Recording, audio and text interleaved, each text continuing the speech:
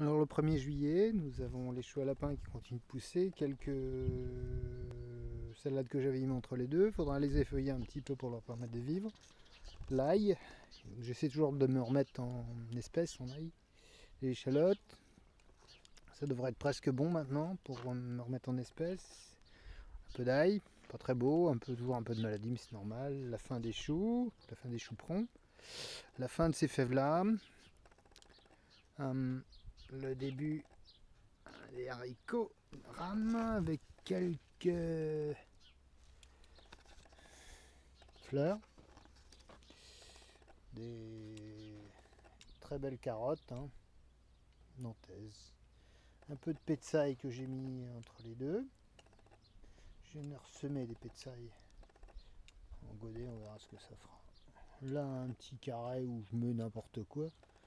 J'ai mis il y a des mauvais poivrons, des mauvaises tomates, des mauvaises laitues qui vont se faire à nouveau manger, pas défoncer par les moineaux, quelques des pierrides. Regardez-moi ça. Tout neuf, tout jaune, tout beau. Tac. Des choux rouges aussi, oui, bon. Nous avons des concombres. Ouais, les concombres sont là. Nous avons des courgettes.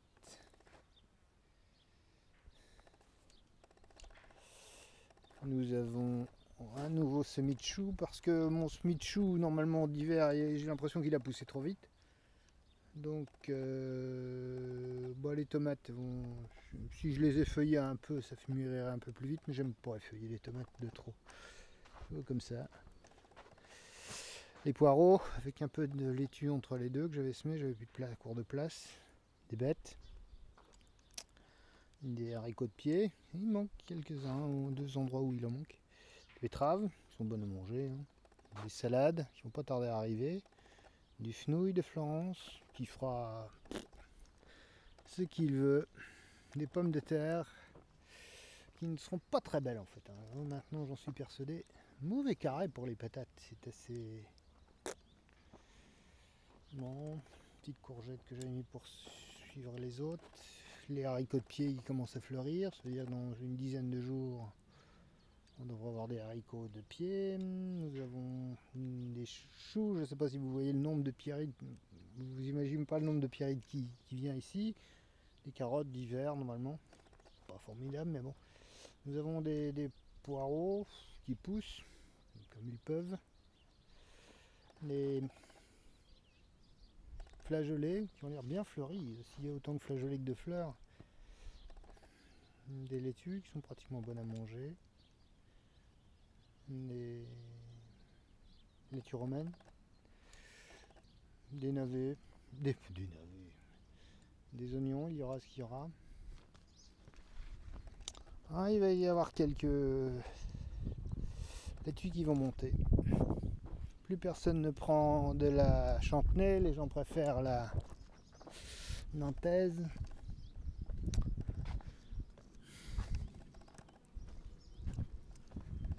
Enfin, c'est une salade un peu courte.